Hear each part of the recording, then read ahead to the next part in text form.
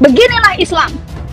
Islam akan selalu karena Islam adalah agama teror. Islam agama dari setan. Siapa yang agamanya dicaci maki, diinjak-injak, disumpah serapah, tidak bergeming sedikit pun hatinya untuk membela, tidak ada kata-kata benci yang terucap dari lidahnya, maka dia tidak beragama.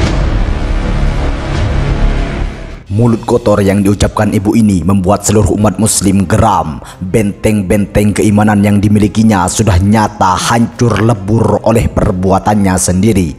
Sikap dan tabiat menghina atau menistakan adalah akhlak para musuh Allah Azza wa Jalla yang menjadi akhlak orang kafir dan munafikin. Islam adalah agama teror. Islam agama dari setan. Jika kamu tidak membela saat agamamu dihina, maka gantilah pakaianmu itu dengan kain kafan. Engkau tidak layak hidup di atas muka bumi Allah. Engkau tidak layak bernapas dengan oksigen dari Allah. Oleh karena itu, Allah menjelaskannya secara gamblang kepada Rasulullah Shallallahu Alaihi Wasallam dan para sahabatnya dalam banyak ayat dan peristiwa.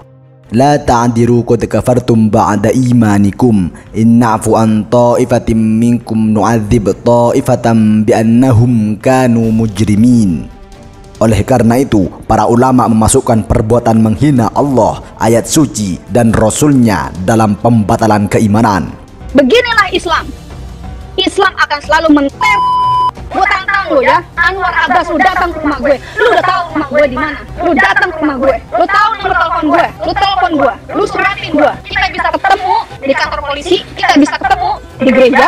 Maaf, di tempat gue gak ada masjid. Syekhul Islam Ibnu Taimiyah rahimahumullah mengatakan bahwa menghina Allah, ayat suci, dan Rasulnya adalah perbuatan kekafiran yang membuat pelakunya kafir setelah iman.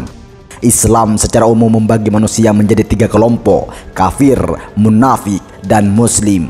Semua jenis orang-orang ini sangat memungkinkan melakukan pencelaan dan penghinaan terhadap agama. Menghina diperlukan, sehingga diperlukan untuk mengetahui jenis dan hukuman dari penghina agama berdasarkan pembagian ini.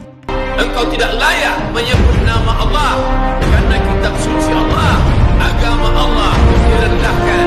Musibah terbesar adalah musibah agama. Imam Ibnul Qayyim rahimahullah menjelaskan ayat ini dengan mengatakan bahwa memerintahkan memerangi mereka hingga mereka berhenti melakukan sebab-sebab fitnah, yaitu kesyirikan. Allah Azza wa Jalla juga menjelaskan bahwa tidak ada pemusuhan kecuali kepada orang-orang yang zalim. Orang yang sengaja menghina dan memusuhi agama Islam berarti tidak berhenti dari kekufuran, sehingga memeranginya adalah wajib bila mampu, dan membunuhnya bila mampu hukumannya wajib. Penghina agama ini seorang yang dolim sehingga diberlakukan permusuhan. Sekarang Islam disegani. Kenapa? Masjid sudah ramai, sholat berjamaah. Pedagang kalau sudah melihat orang ramai di masjid, bisnis. Tapi politikus kalau sudah melihat orang ramai, ini 2 kursi bisa. Para ulama banyak menggunakan istilah zindik untuk menamakan orang munafik, yaitu menyembunyikan kekufuran dalam keyakinannya dan menampakkan iman dalam perkataannya.